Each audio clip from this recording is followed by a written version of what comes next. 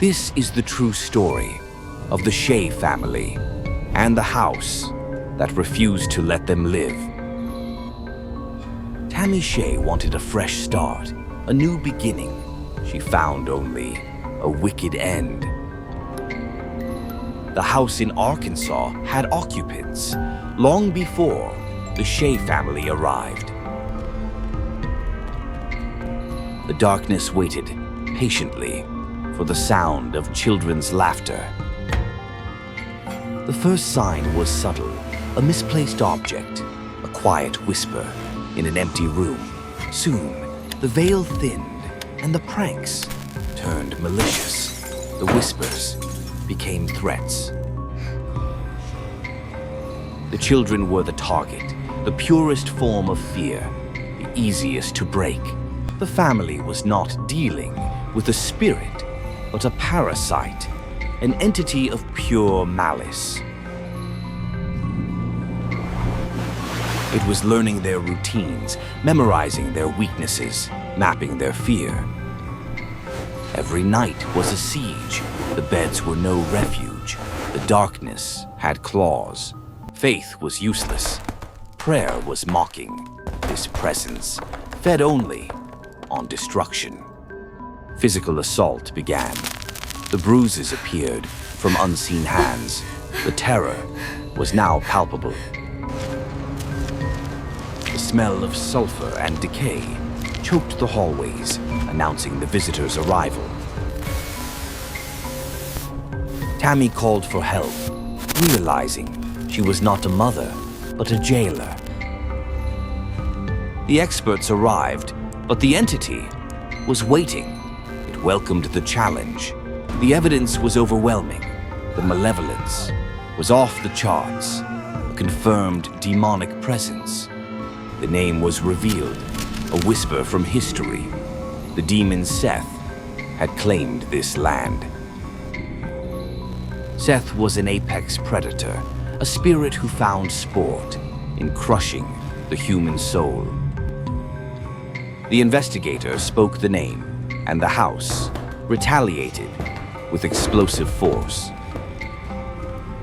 The mother fought back with every defense she knew, but a fire cannot fight a shadow. Seth showed his power, the ultimate rejection of light and of hope. The demon focused on the daughter, locking her in darkness, feeding on her screams.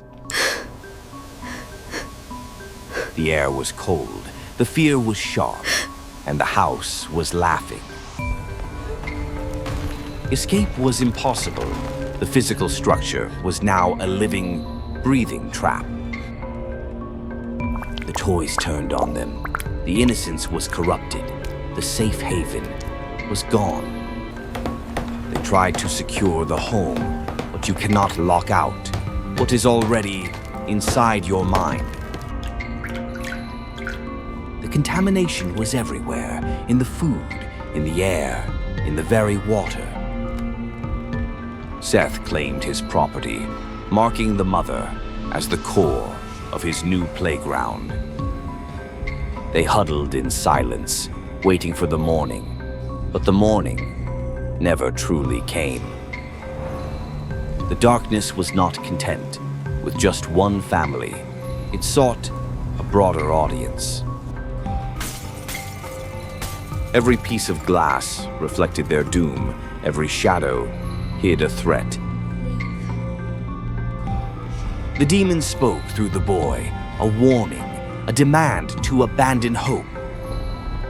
The house was fully alive now, a parasitic growth rooted deep in Arkansas soil. I told you already. Every attempt to communicate was cut short, silenced by the angry presence. Even the outside world was now corrupted. No sanctuary on earth could save them. The haunting had a past, a painful history rooted in ancient bloodshed. Seth was bound to this land, a keeper of a terrible, forgotten secret. The final assault began, an unbearable pressure, crushing the life from the home. The home turned against them. The physical world dissolved into pure chaos. Hurry, hurry! Get Their behind flight was futile. It's melting. The demon enjoyed watching the struggle, the pure panic.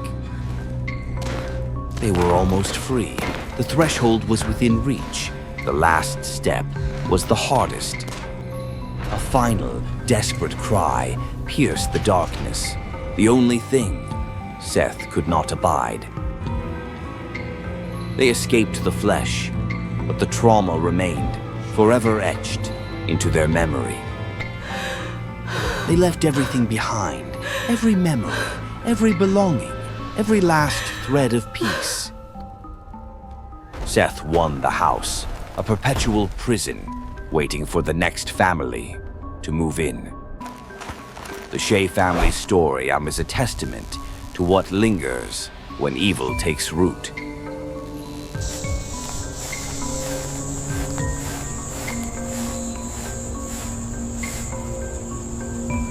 Tammy.